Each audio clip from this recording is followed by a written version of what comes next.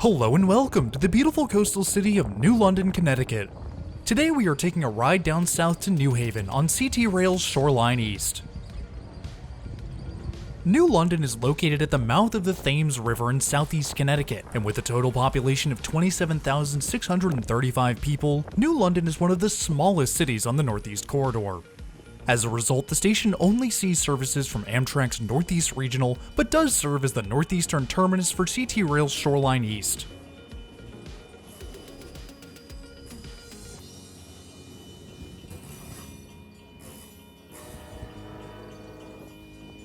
New London Station was built back in 1887 as a union station between the Central Vermont Railway and the New York, New Haven, and Hartford Railroad, more commonly known as the New Haven Railroad.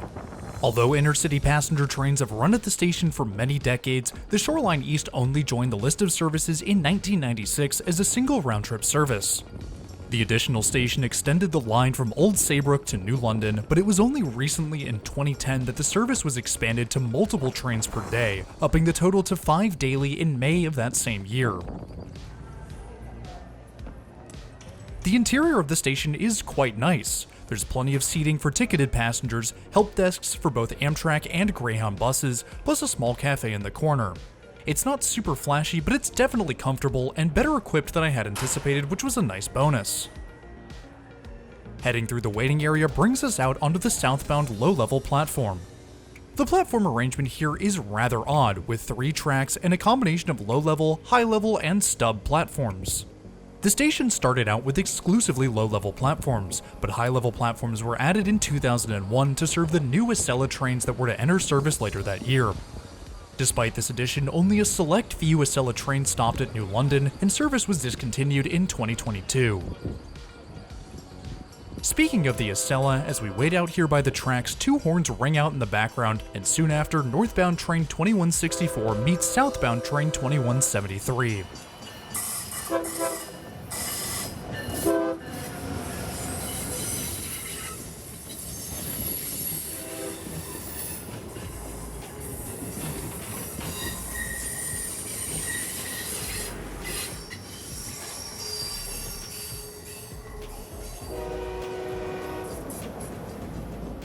I also want to give a shout out to Groton Railfanner16, a fellow rail enthusiast and YouTube creator whom I met in my brief stop in New London. If you want more Northeast Corridor content, check out his channel in the description below. As the Acelas leave New London behind, let's take a look at our route across Connecticut. Departing New London, our train makes its way down the coast, traversing the peninsula south of Waterford and across Niantic Bay, skirting the coast before an inland crossing of the Connecticut River. We'll pass through Old Saybrook following I-95 west before breaking off through Guilford to follow the coast. Heading through Branford, the tracks begin to curve north, wrapping up the east bank of the Quinnipiac River, transitioning over to the west bank north of I-91 for a southbound arrival into New Haven's Union Station. We'll cover around 51 miles between New London and New Haven with a travel time of 1 hour and 22 minutes. The crossing bells begin to ring out once again as our train rolls into view, stopping at the high-level platform on track 1 just short of the main building.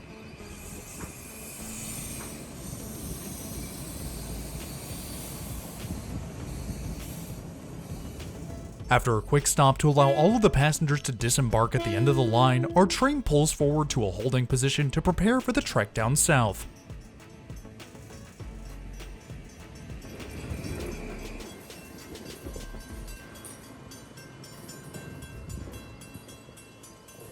The engineer made his way to the other end of the train, pulling back up to the high-level platform, allowing us to climb aboard.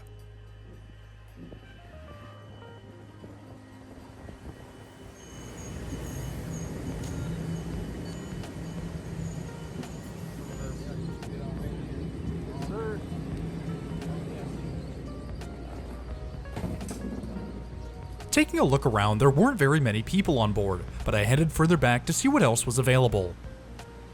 Crossing into the other side of our married pair, we're met with an entirely empty coach.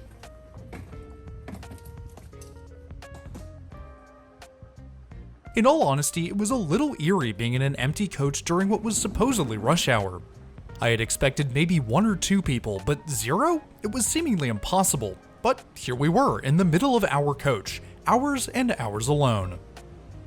Making my way towards the back, I grabbed a seat in one of the airline-style rows, and our train departed New London, beginning our hour and 20-minute ride to New Haven.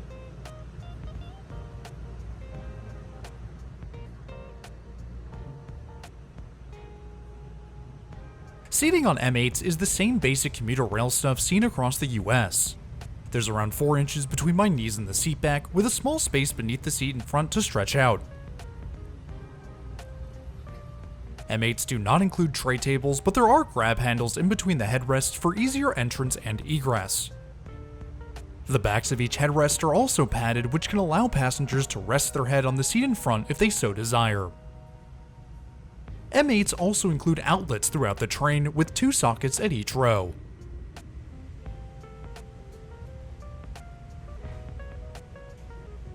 The seats themselves are okay at best. They're not Amtrak quality, but the upholstery is certainly nicer than some other commuter trains operating on the Northeast Corridor.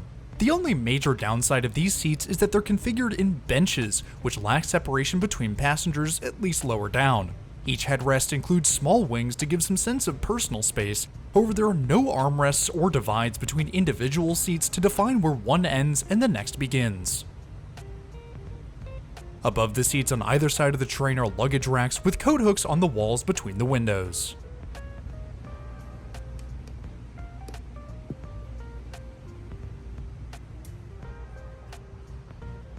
After waiting a bit to see if the conductor would come through to check tickets, I figured now was the time to venture even further back for the real party piece of M8s, the amazing seats next to the cab of each EMU. Normally this door is closed during regular service, but we lucked out as the engineer had left it open, which allows us to step inside and get one of the most amazing views of the Northeast Corridor. The door being left open also leaves the actual cab open, allowing us to see all of the controls for the M8 EMU. I will say this now so that no one misses it, but should you find a train with a cab open like this, do not under any circumstances enter the cab or touch any of the controls unless given express permission from the railway staff. The section to the left of the cab is usually open to the public, at least on intermediate EMUs, so where we will remain for the rest of the journey is totally fine, but don't mess with train controls. Ever. With that out of the way, we can get back to enjoying these amazing Northeast Corridor views.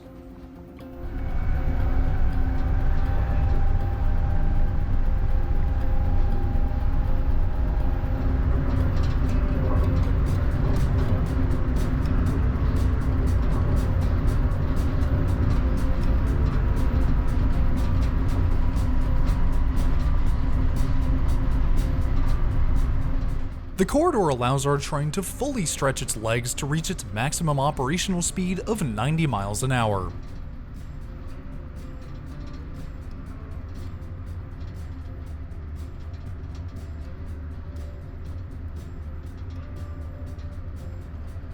Despite the MTA branding on the exterior of these trains, the operation of M8s on CT Rail trains is a joint venture between the MTA and CT DOT, as indicated by this plaque naming Connecticut as the owner of these trains. If you're enjoying the video so far, I would really appreciate it if you hit the like and subscribe buttons down below. It's totally free and it really helps support the channel. If you're so inclined, then feel free to check out the channel's Patreon or become a channel member. Patrons and members get their names in the video, access to exclusive weekly posts, and even the opportunity to vote on future videos. If those perks pique your interest, then click the links in the top right or in the description below to learn more. The seating on this back row isn't much different from the rest of the car, with around 5 inches between my knees and the wall. There isn't any space to stretch out, but if you're seated here, you're not in it for the comfort. The real reason is that feeling of driving the train, even if in reverse. This feeling is made all the more real by the open cab door next to us and enhanced even further as a northbound Northeast Regional rips past.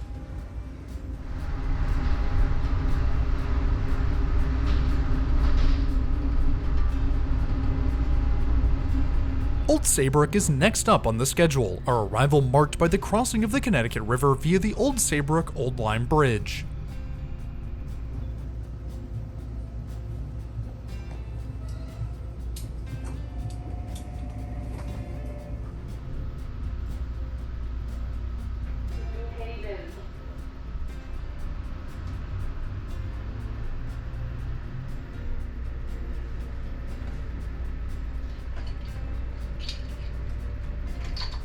By this point, I had expected maybe 1 or 2 passengers to make their way into the car, but looking back, the car is still empty.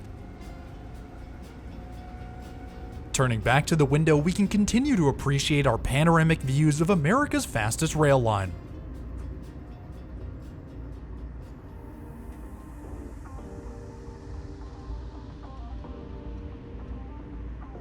While we're enjoying these amazing cab views along the Northeast Corridor, let's take a quick look at some stats about our train.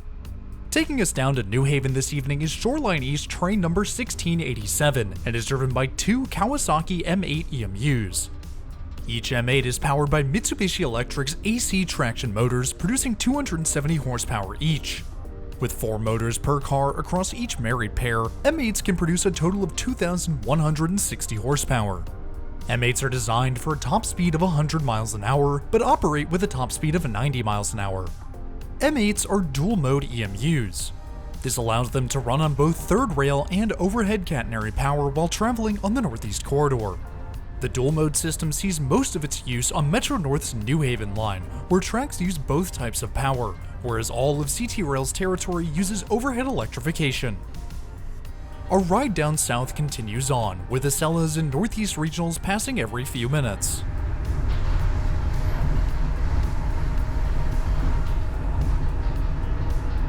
Before we arrive in New Haven, let's take a quick look at the bathrooms on board. The bathroom is in the second car of this set, so we pass through into the next car.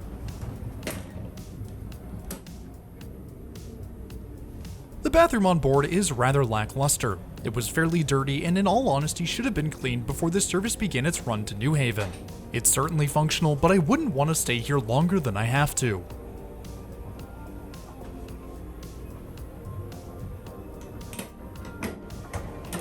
Crossing the Quinnipiac River, our train meets up with the northbound tracks of the Hartford Line, which take passengers through central Connecticut to Hartford, with connections on to Massachusetts and Vermont.